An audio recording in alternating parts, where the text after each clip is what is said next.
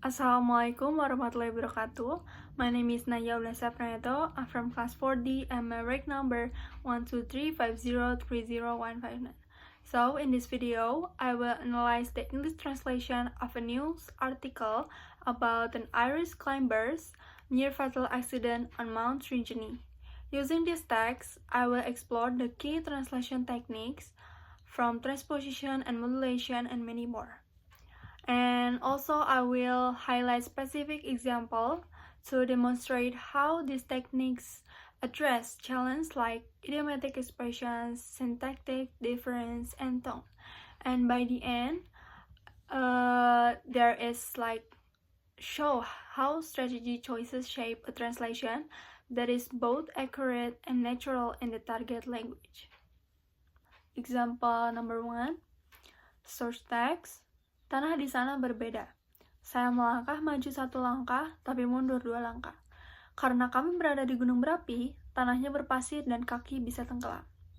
Translation: The soil there was different. I took 1 step forward, but slid 2 steps back. Because we were on a volcano, the soil was sandy and your feet could sink.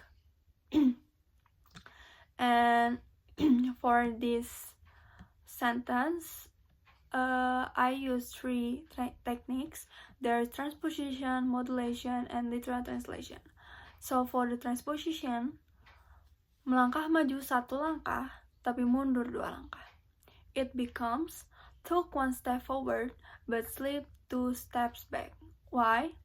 Because the verb slid is chosen over a literal step back to better convey the result of stepping on loose sand. The next is modulation. Kaki bisa tenggelam. Is translated as your feet could sink.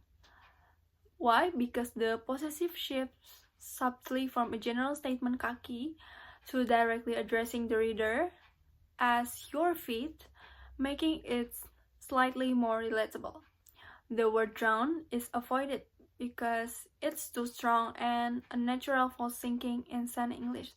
So it used could sink instead of drown because drown is feel unnatural in that word. So the next one is literal translation.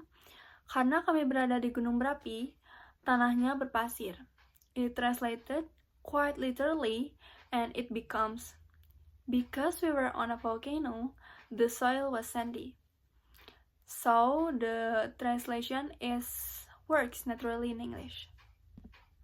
And for the second example, source text, saya berdoa kepada Tuhan agar saya bisa keluar dari sana hidup-hidup, atau hanya beberapa tulang yang patah.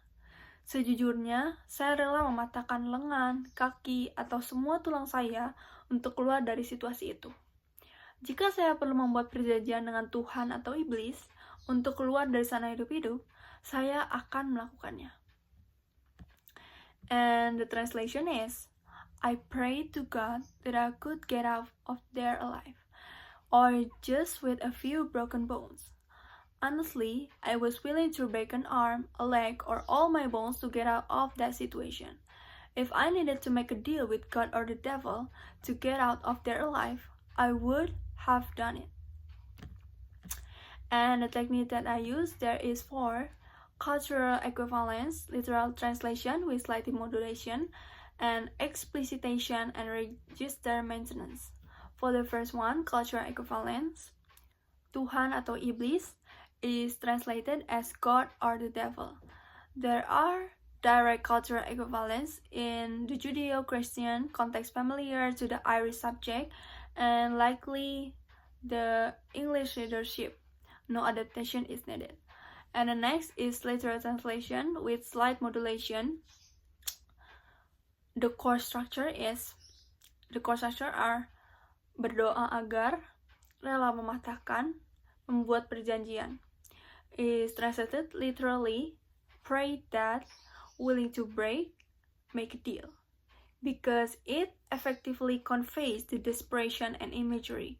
The slight modulation is using get out of there alive instead of a more literal exit from there alive, which is sound unnatural. Next one is explicitation. Saya akan melakukannya. Is translated as I would have done it. The past conditional would have done explicitly places the hypothetical action firmly in the past context of the accident, which is clearer in English than the simple condition would do. So the next one is register maintenance. Is the strong, desperate, and slightly informal tone, like honestly, break an arm, a leg, make a deal, is preserved to reflect the speaker's state of mind. So the next example is ketika akhirnya terbebas dari situasi tersebut, pria Irlandia itu mengatakan bahwa ia merasa benar-benar lega. So, if translated to English, it will be, when he was finally freed from that situation, the Irishman said he felt truly relieved. So, the technique that I use there is three. The first one is transposition, modulation, and composition. The first one is transposition. So, the passive verb construction terbebas dari or freed from is rendered with the passive voice in English, was freed from, which is the most natural structure here. The next one is modulation. Benar-benar lega, use benar-benar or truly for intensity, and lega or relieved. So if it combined, it will be truly relieved is chosen over really relief, as it carries a slightly more formal and profound weight, and also fitting the gravity of the situation and the journalistic tone. The core concept of relief atau lega is perfectly captured by relieved.